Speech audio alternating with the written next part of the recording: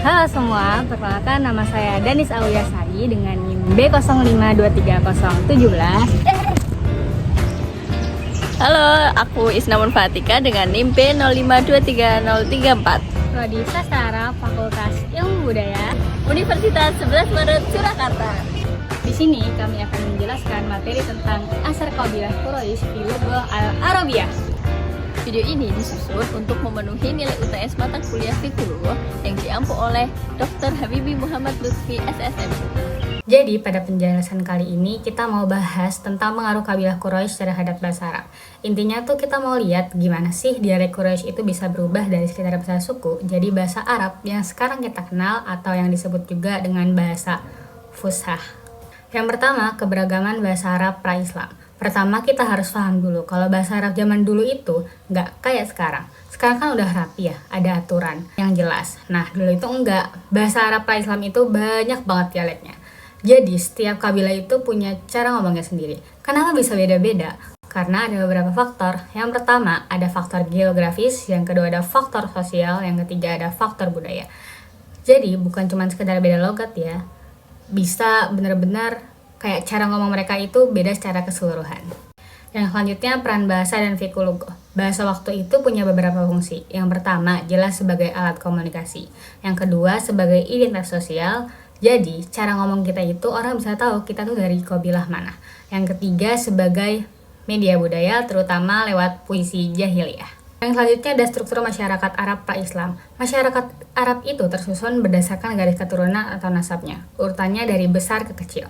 Yang pertama ada sya'ab, yang berarti kelompok bangsa besar, kayak kumpulan suku besar. Yang kedua ada qabilah, suku ini suku yang paling sering disebut. Yang ketiga ada imarah, cabang dari qabilah. Yang keempat ada batan, kelompok yang lebih kecil yang ada di dalamnya. Yang terakhir atau yang kelima ada unit paling kecil. Yang selanjutnya bahasa dan dialek sebagai identitas sosial. Dialek itu bukan cara ngomongnya aja ya, tapi punya beberapa fungsi sosial. Yang pertama sebagai penanda asal-usul. Dari dialek kita tahu dia tuh orang mana. Yang kedua ada penanda status. Beberapa dialek itu dianggap lebih tinggi. Yang dimaksud lebih tinggi itu bukan berarti bahasanya itu lebih benar, tapi lebih dihargai secara sosial. Biasanya karena yang pakai dialek itu berasal dari kabilah yang pertama kuat, yang kedua terkenal, yang ketiga punya pengaruh besar. Jadi orang kalau dengar dialek itu langsung ngerasa, oh ini dari kabilah yang punya status. Ibarat sekarang ada logat yang kedengarannya lebih berkelas. Padahal sama-sama bahasa, cuman beda nilai sosialnya aja. Materi selanjutnya yaitu perbedaan dialek Arab. Menurut Ibnu Faris, perbedaan dialek Arab sangat beragam. Mulai dari perubahan bunyi, perubahan harokat, perbedaan bentuk kata, hingga perbedaan susunan kalimat. Perbedaan ini dapat dipetakan menjadi 3, yaitu aspek fonologi, morfologi, dan sintaksis. Yang pertama yaitu perbedaan fonologi. Fonologi adalah perbedaan bunyi dalam bahasa. Salah satu bentuknya adalah pergantian huruf atau ibdal al-samit. Misalnya pada dialek Quda'ah, huruf ya diganti menjadi jim.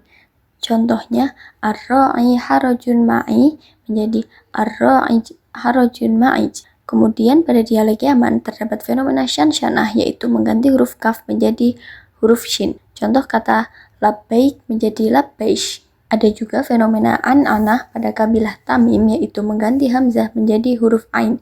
Misalnya aina menjadi aina. Selain itu terdapat fenomena penghilangan huruf atau hadaf. Contohnya pada sebagian dialek Yaman dan Tamim, huruf tertentu dibuang agar pengucapan menjadi lebih ringan. Contoh minal madrosati menjadi mil madrosati. Perbedaan juga terjadi pada harokat atau vokal. Contohnya adalah tol-tolah, yaitu membaca huruf mudhoro'ah dengan kasroh. Contohnya kata ya lamu dapat diucapkan menjadi yi lamu. Selanjutnya perbedaan morfologi dan sintaksis.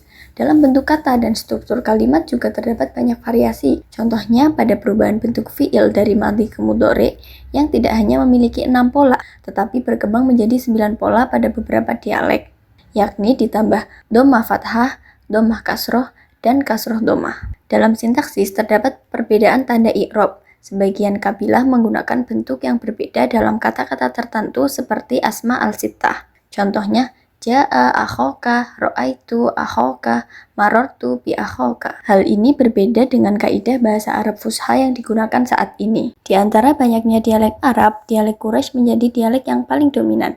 Dialek ini digunakan dalam sastra jahiliyah dan menjadi bahasa Al-Quran yang tetap bertahan hingga sekarang.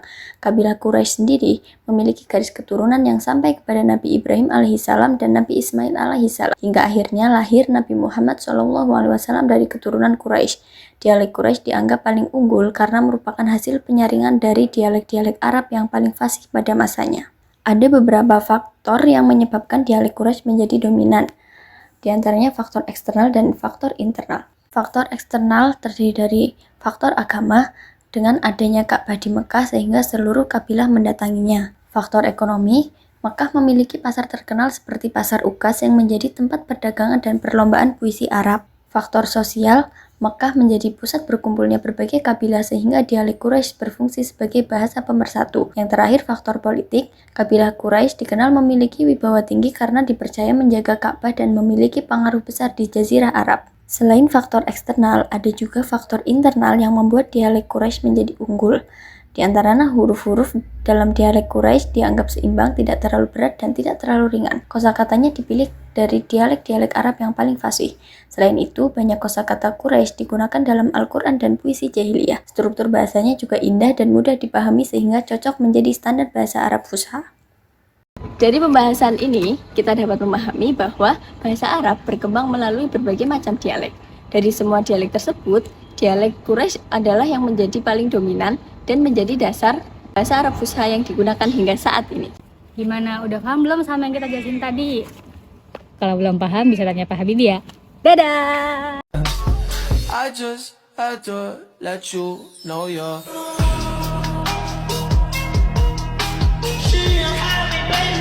She